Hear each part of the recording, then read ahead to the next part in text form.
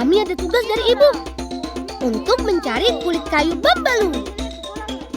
Hoi, aku yuto na. Ampai main deh, aku langan. Talangan na semua. Iyo, talangan na semua. Meu kok. Iya, meu kok. Meu talangan. Ternyata pohon yang kami cari lumayan sulit dijangkau. Kami harus bahu-membahu untuk mencapai ke atas sana. Phew, akhirnya sampai juga. Hoi, kamu na yung lumalain dia. Teman, ini dia tanaman bambalu yang kami cari. Tanaman bambalu memang sejenis tanaman akar gantung. Tanaman ini biasanya merambat ke pepohonan dan tebing batu yang ada di sekitarnya. Kata ibu, kulit kayu bambalu biasa digunakan sebagai pengganti sabun oleh nenek moyang kami dulu. Makanya sampai sekarang kulit kayu ini masih digunakan sebagai campuran untuk membuat kosmetik tradisional. Kevin, sudah cukup nih kulit kayu bambalunya. Ayo, kita susul Kak Deli.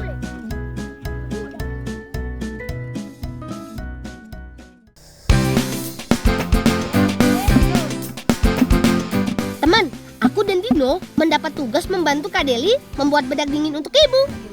Cara membuat masker ini sebenarnya tidak susah kok. Pertama, kita harus menumbuk rendaman beras sampai lembut. Bisa dibilang prosesnya sama dengan membuat tepung beras. Kemudian, tumbuk kulit kayu bambalu di tempat terpisah.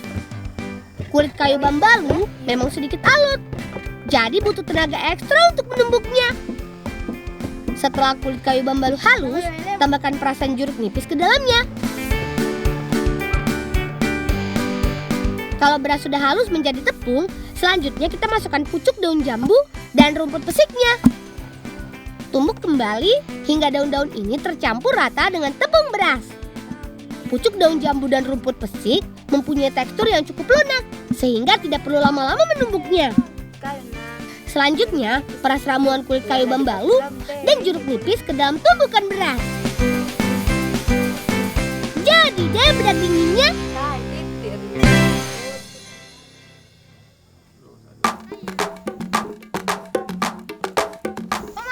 Oi, lang, make up pa malaki. Yo. Oma, kan dia pada manina. Patarin deh. Yo. Ayo, sekarang kita bantu ibu buat perangkap belutnya. Teman, bedak dingin seperti ini biasa digunakan oleh perempuan di masa, terutama saat mereka beraktivitas di bawah sinar matahari. Fungsinya untuk melindungi kulit supaya tidak terbakar sinar matahari. Wah, aku dan Dino kebagian juga pakai bedak dinginnya. Teman, desa kami terletak di antara perbukitan. Hal itu membuat persawahan di desa kami selalu basah. Nah, tempat seperti ini adalah rumah yang cocok untuk para belut. Kali ini kita akan menangkap belut dengan perangkap ala si bolang. Buat lubang dengan dalam kurang lebih 30 hingga 40 cm.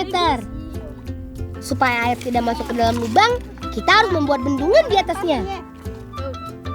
Tahap terakhir nih, kita perkuat bendungannya. Kemudian letakkan beberapa ruas bambu sebagai pintu masuk belutnya. Jangan lupa celupkan lubang bambu sedikit ke dalam air sawah, supaya belutnya terpancing untuk masuk ke dalam lubang. Karena belut suka sekali bau amis, kita masukkan cacing tanah sebagai umpannya. Perangkap belutnya sudah selesai. Kita tinggal dulu beberapa saat.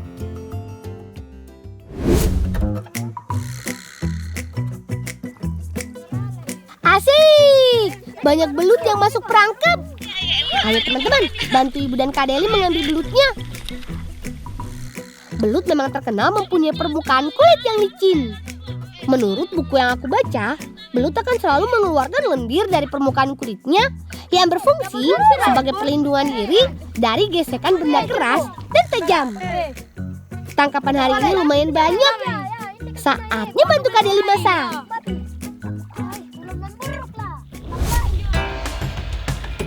Teman, siang ini Kak Deli mau membuat nasu unak ledong atau belut campur batang pisang untuk kami.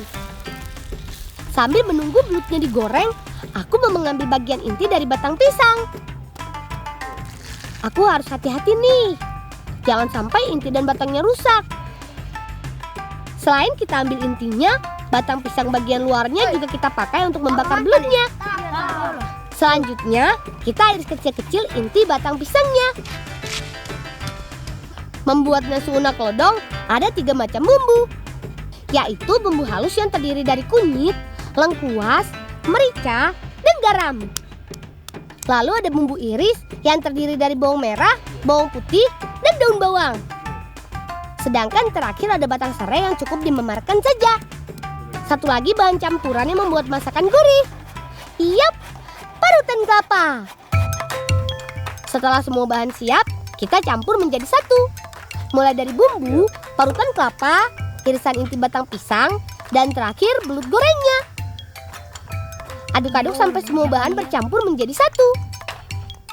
Nah, terakhir adalah bagian uniknya. Kita akan membakar menggunakan batang pisang.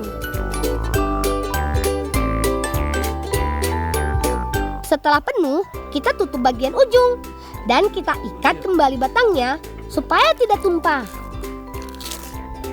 Saatnya kita bakar. Jangan lupa putar-putar batang pisangnya supaya masakan tidak gosong ya.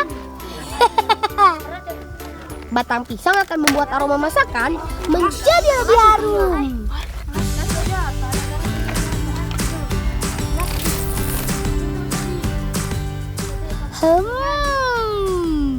Nasi unak lodong kita sudah matang. Sabar, aku udah. Saatnya makan.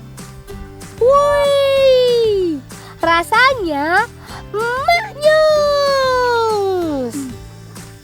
Terima kasih ya Tuhan atas nikmat rezeki makanan kami siang ini.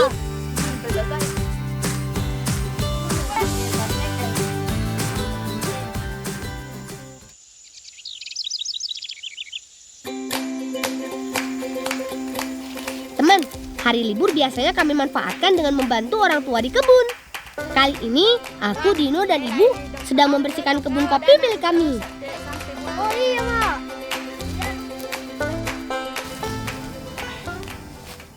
Aduh. Pak. Lang, coba ke mama, Lang. Wih, ambil kota lorokku. Waduh, Ibu kenapa? Kok tiba-tiba kesakitan? Wah, ternyata nyeri sendinya kambuh. Titip Ibu dulu ya, Dino.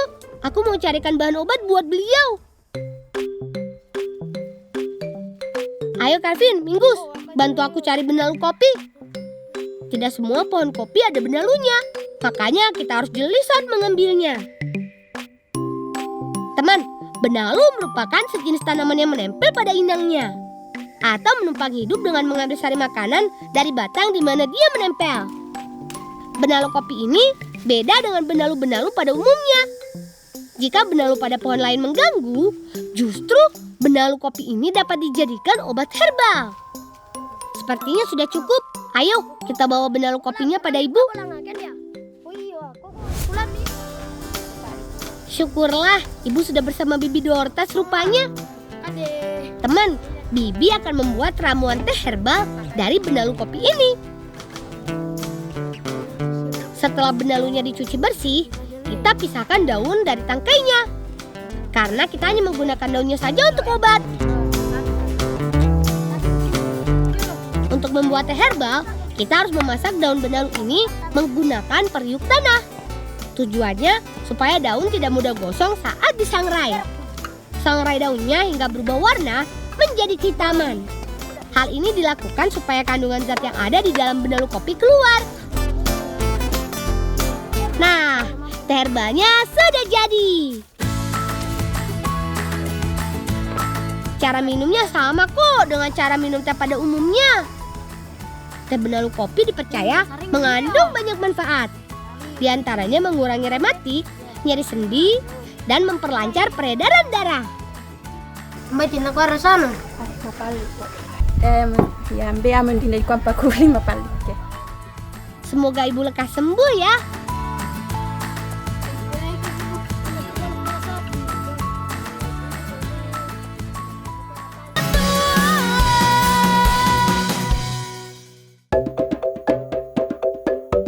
Daun talampong ini bukan tanaman biasa.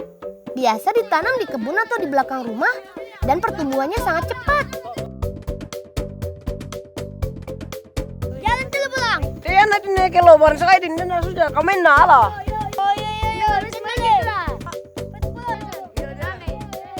Untung Eskal bertanya. Petik daun dan batang yang besar saja.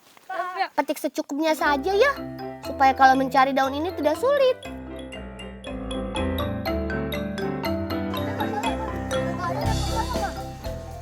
Kamaran, ini daun tempuling pernah dibayar mo? Iya.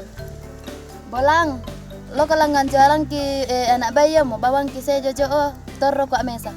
Yo. Itu le. Kamu kata kau ya? Yo. Jazen, bantu kakak memasak makanan dan obat babinya ya. Bahan-bahan makanannya cukup lengkap loh. Ada enceng gondok, dedak, daun ubi jalar, dan daun-daunan lainnya. Daun-daunan ini dipotong kecil-kecil supaya cepat matang. Ini dia peliharaan sekaligus tabungan kami. Sebagian besar warga di desa kami memelihara babi sebagai tabungan dan mata pencaharian sampingan. Bayi-bayi babi ini dapat dijual seharga 600 sampai 800 ribu rupiah per ekor. Apalagi kalau sudah besar, harganya cukup lumayan. Bahkan banyak juga teman-temanku bisa membeli peralatan sekolah dari hasil menjual babi. Pelan-pelannya memindahkannya, anak-anak babi ini masih berumur sekitar 3 minggu. Jadi masih sangat rentan. Pada usia ini biasanya menjadi masa penentuan bayi babi dapat bertahan hidup atau sakit dan mati. Bahkan biasanya dari 6 bayi babi hanya 3 yang dapat bertahan hidup sampai dewasa. Masukkan daun talampong ke makanan babi yang sudah hampir matang. Daun ini berkhasiat menambah nafsu makan hewan ternak. Untuk kambing, sapi, dan ternak lainnya juga bisa kok. Ampuh kan obat tradisional dari desa kami ini? Supaya cepat dingin, campur makanan yang baru matang ini dengan makanan yang sudah jadi. Kita pisahkan makanannya dengan induknya agar tidak terlalu banyak makanan yang mereka makan.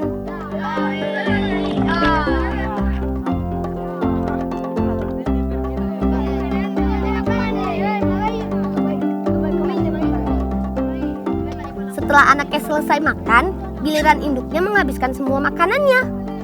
Makan yang lahap ya, supaya sehat dan gemuk-gemuk semuanya.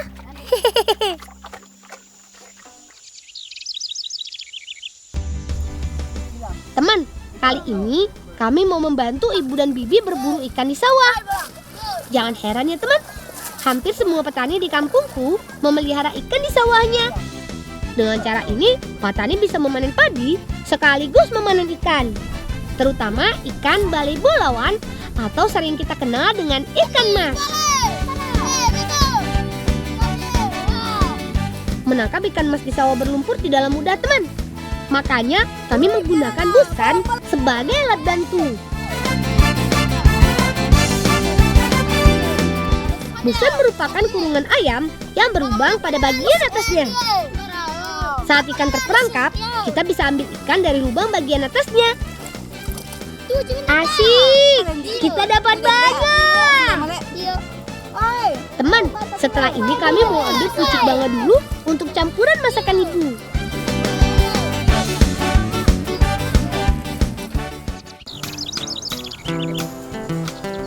Teman, ini dia pohon banga yang kami maksud. Pohon banga merupakan tanaman endemik khas Sulawesi, terutama di wilayah Toraja dan Mamasa. Pohon ini tumbuh di semak dan curam. Jadi kami lumayan kerepotan bergerak. Untung ada paman yang membersihkan semaknya. Supaya kita bisa mengatur arah jatuhnya, aku dan Kergan akan mengikat batang bangga dengan tali tambang ini. Ayo Kergan, naikkan talinya. Hendy, Denny, pegang erat talinya ya. Jangan ditarik dulu. Malila kak tu bangga. Saatnya memotong. Teman, pohon bangga yang kami tebang ini baru berusia 4 sampai 5 tahun loh. Besar sekali ya. Kalau di Toraja dan Mamasa, batang pohon ini digunakan sebagai tiang penyangga rumah adat atau biasa disebut rumah tongkonan. karena batang bagian luarnya terkenal sangat kokoh. Capek juga ya. Untung ada paman yang membantu kami. Meskipun lapisan luarnya kokoh, tapi batang banga mempunyai inti batang yang empuk. Sedikit lagi batangnya akan rubuh nih. Ayo bersiap. Karena tempatnya sempit, aku dan Kagan ikut menarik talinya saja.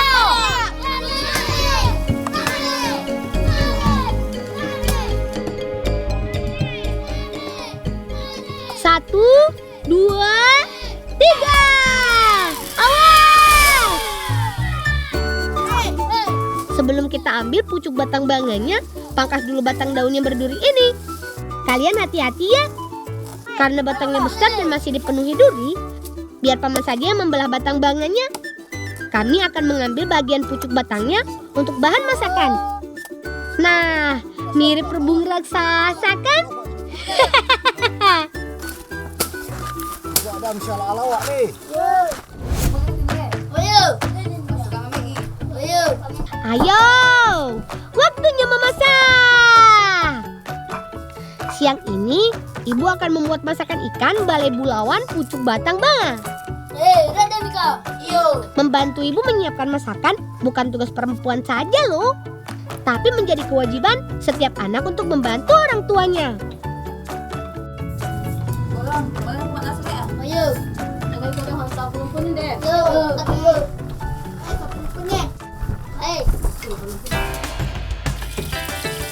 Semua bumbu sudah siap. Saatnya meramu semua bahan ke dalam wajan. Sreng, sreng, sreng. Tumis bumbu hingga harum. Selanjutnya, masukkan potongan pucuk batang banga yang sudah direbus ke dalam wajan. Kemudian aduk sampai semua bumbu tercampur rata. Lalu, tambahkan air secukupnya dan garam supaya tambah gurih. Setelah mendidih, masukkan daun bawang, serai, dan cabai rawit. Supaya aromanya wangi, tambahkan daun kemangi ke dalam masakan.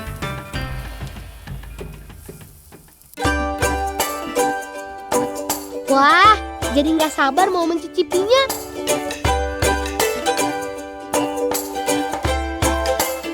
Saatnya makan. Teman, ikan balai bulawan merupakan lauk istimewa di desa kami. Harga jualnya juga tinggi, tapi dijamin sebanding dengan kelezatannya. Dagingnya lembut dan manis, dipadu dengan renyah dan sedikit pahit dari sayur pucuk batang banga, membuat lidah kita bergoyang. Kalian mau juga? Yuk berlibur ke desaku.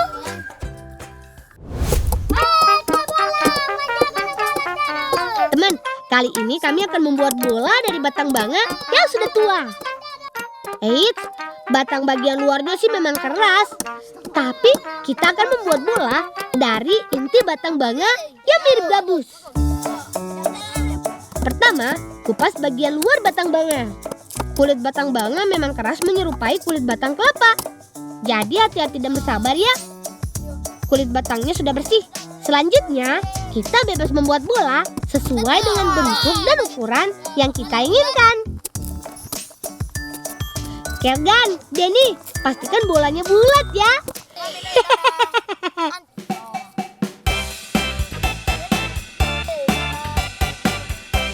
Sip, bolanya sudah bulat sempurna.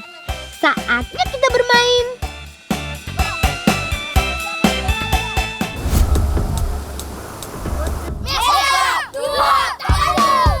Kergan, Denny, Hendy, ayo menyebar. Jangan biarkan bolanya direbut timnya Steven.